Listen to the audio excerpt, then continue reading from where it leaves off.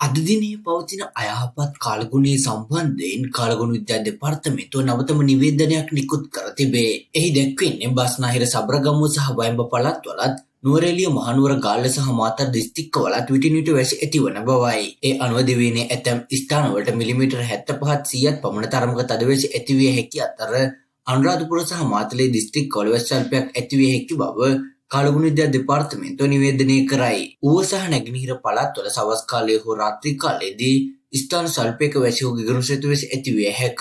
මධ්‍යම කඳුකරයේ බටහිර බැවුම් ප්‍රදේශවලත් උතුරු මැද සහ වයඹ පළාත්වලත් ත්‍රිකුණාමලය සහ අම්බන්තොට දිස්ත්‍රික්කවලත් විටින් විට හවන පැයට කිලෝමීටර් 30ක 40ක පමණ තරමක තද සුළං ඇතිවිය හැක. ගිගුරුම් සහිත වැසි සමග ඇතිවිය හැකි තාවකාලික තද සුළං වලින් සහ අකුණු මගින් සිදුවන අනතුරු අවම කර ගැනීමට අවශ්‍ය පියවර ගන්නා ලෙස කාලගුණ විද්‍යා දෙපාර්තමේන්තුව මහජනතාවගෙන් ඉල්ලා සිටී.